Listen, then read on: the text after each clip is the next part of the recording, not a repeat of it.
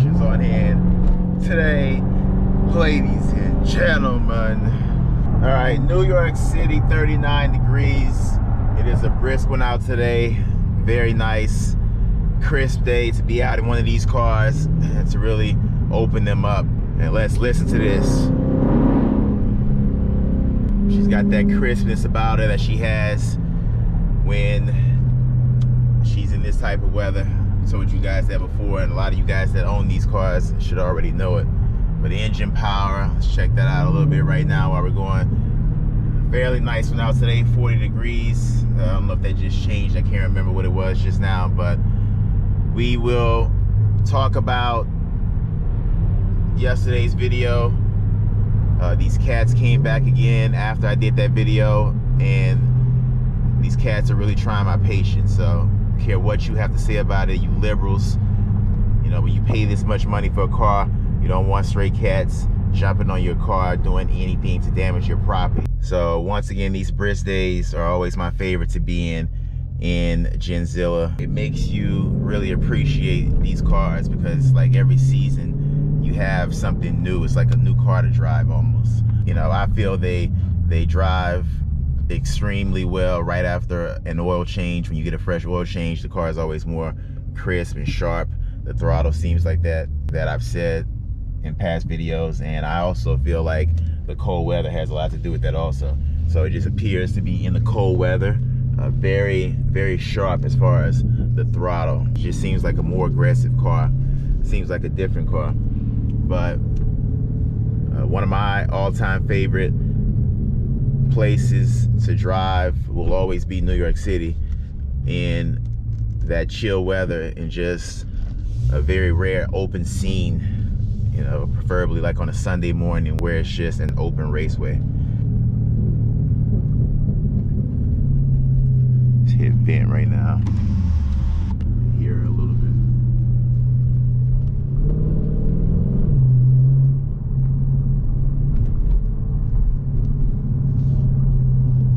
All right, guys, so a lot of you have been talking to me about trading up to like a wide body, and you don't know how to get out of your situation right now in your car that you have. You will be upside down. You already know this. Some of you did not understand what upside down means. If you have not had your current car for a very long time, I would say maybe no more than 2 years. If it's been less than 2 years, you are probably still upside down in your payments unless you were very aggressive with your payments. In other words, paying double payments each month, which most people do not do that. So if you're just paying the minimum balance, whatever your monthly payment is, you will probably still be upside down. Now, what's gonna happen is if you do wanna get into a new car, a dealership can always get you into a new car. Anybody can always get you into a new car. But what's gonna happen is you will be upside down, you still owe too much, and essentially you owe more than what that car is worth now. So that upside down negative equity will go into your new car. It will go into the payments of your new car. So whatever this new car is that you get, it will be a lot more because you're paying for that car plus the upside down amount that was from your last car that you agreed to pay on the day you signed that contract. All those papers you sign, most people do not read them. You really should read every single thing and see what's in those fine prints, or see what's in the fine prints of those letters. You really got to look at those letters and see what they're about, because they do tell you things that you wouldn't believe, and you're signing your life away, or you're signing your name to things that you don't even know what you're signing yourself off to. You know, you can look up, you can Google being upside down in the car, and it will tell you exactly. It'll break it down to you, so I won't have to really do that if you don't know what that means. A lot of people that are in this car world, they know what being upside down is.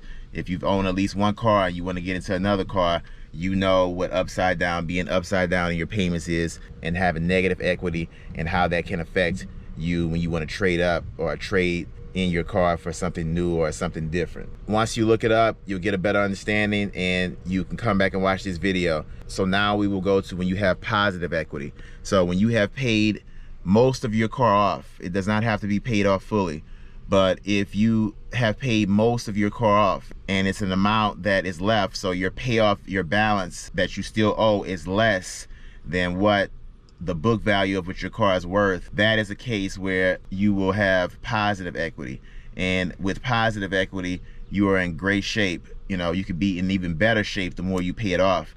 but you can always start to be in decent shape when you have positive equity and you want to get into a new car.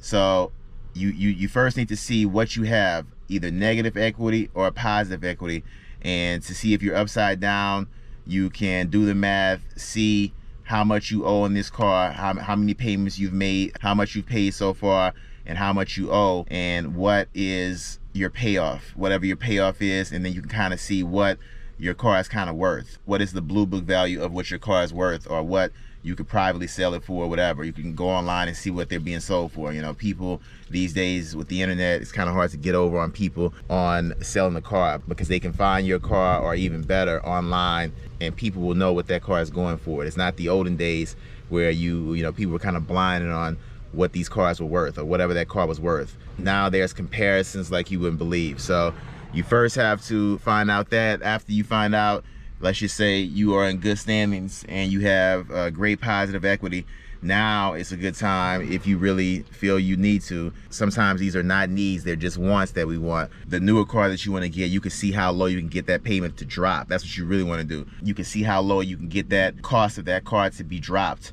That's the main thing you want to do. And then after that, in the deal with your positive equity, however much you get them to drop the car, and however much you can put down, or, you know, along with your trade-in, and, you know, of course what your credit scores are, will be the determination on whether or not you'll get a decent deal. And of course sometimes it's who you know also, but for the most part, most people don't know people, and you just go in not knowing people. So you just have to use the good old-fashioned golden rules. So there's a lot more that goes into it than that when it comes to your part, and it comes to the dealer's part, what they do behind the scenes, and the things that they can do to help you, rebates and all types of things, and, you know, of course taxes and all that come into play.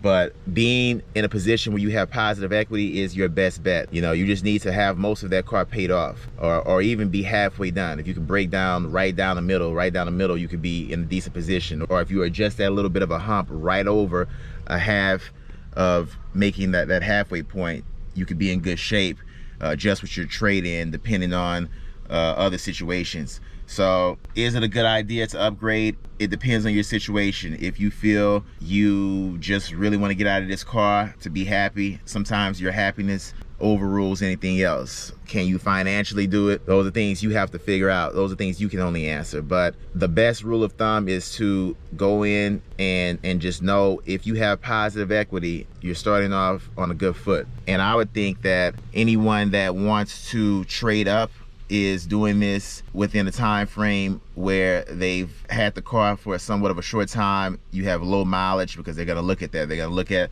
the mileage on your car. They're going to look at the physical appearance of your car, and to see how those things can help give you a boost for that trade-in. And that is going to do it for this upload. Give this video a thumbs up. Subscribe if you haven't already. And until next time, ladies and gentlemen, that's gonna be a wrap.